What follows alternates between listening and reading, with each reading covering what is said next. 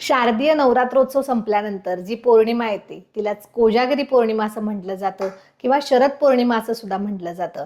आणि आपल्या सगळ्यांनाच माहिती आहे की कोजागिरी पौर्णिमे दिवशी संध्याकाळी मस्त मसाले दुधाचा बेत असतो आणि हे मसाले दूध चंद्राला नैवेद्य म्हणून दाखवलं जातं आणि त्यानंतर सगळे ह्या दुधाचा आनंद घेतात.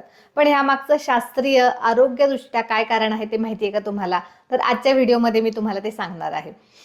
शरद पौर्णिमा म्हणजे शरद ऋतूमध्ये येणारी पौर्णिमा आणि शरद ऋतूमध्ये शरीरामध्ये पित्त प्रकोप झालेला असतो, म्हणजे पित्त खूप जास्ती प्रमाणात वाढलेलं असतं आणि म्हणूनच ह्या पित्ताचा त्रास होऊन पित्तासंबंधित 40 प्रकारचे वेगवेगळे व्याधी आपल्याला होऊ शकतात. आणि म्हणून हे वाढलेलं पित्त आपल्याला बाधा करू नये, आपल्याला ह्या वाढलेल्या पित्ताचा त्रास होऊ नये म्हणून हे मसाले दूध घ्यायचं असतं किंवा खीर बनवायची असते. तर ही खीर बनवताना आपण त्यामध्ये काय काय साहित्य वापरतो? तर आपण ह्याच्यामध्ये दूध, साखर आणि बऱ्याचदा तांदूळ म्हणजेच भात याचा वापर केला जातो आणि ही खीर बनवली जाते. तर हे सगळे थंड गुणाचे आहेत. आणि त्याबरोबर वापरली जाते वेलची, जी की हे सगळं पचायला आपल्याला मदत करणार आहे. म्हणूनच हे जे पित्त आहे, जे शरीर ऋतूमध्ये वाढलेलं आहे, ह्या पित्ताचं शमन करण्यासाठी आणि त्यात पित्ताचा आपल्याला कुठलाही त्रास होऊ नये, बाधा होऊ नये म्हणून शरद ऋतूमध्ये येणाऱ्या ह्या पौर्णिमेला म्हणजेच कोजागिरी पौर्णिमेला ही दूध खीर खाण्याचा प्रघात पडलेला आहे.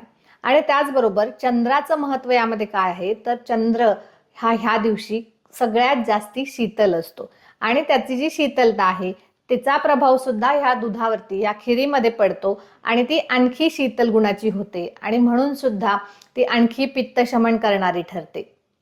आयुर्वेदामध्ये सृष्टीला सुद्धा तितकंच महत्व आहे आणि जे पिंडी ते ब्रह्मांडी हा जो नियम आहे त्यानुसार जे निसर्गामध्ये बदल होत असतात तेच शरीरामध्ये बदल होत असतात. आणि म्हणूनच हा जो चंद्र आहे ह्याचा थंडावा आहे, त्याचा आपल्याला फायदा व्हावा म्हणून ह्या दिवशी रात्री जागरण करायचं असतं. पूर्ण चंद्र दिसल्यानंतर तो दुधात बघण्याची जी पद्धत आहे याचाच अर्थ त्या चंद्राची शीतलता त्या दुधामध्ये यावी आणि तो थंडावा आपल्याला मिळावा आणि ते पित्ताचा आपल्याला त्रास होऊ नये असा ह्या सगळ्या मागचा आरोग्य दृष्टिकोन आहे. त्यामुळे आवर्जून कोजागिरी दिवशी मसाले दूध करा, चंद्राला त्याचा नैवेद्य दाखवा, जी थंड हवा असते संध्याकाळची तिचा अनुभव घ्या आणि एन्जॉय करा. व्हिडिओतली माहिती नवीन वाटली असेल, उपयुक्त वाटली असेल तर नक्की लाईक करा, शेअर करा आणि चॅनलला सबस्क्राईब करा. धन्यवाद.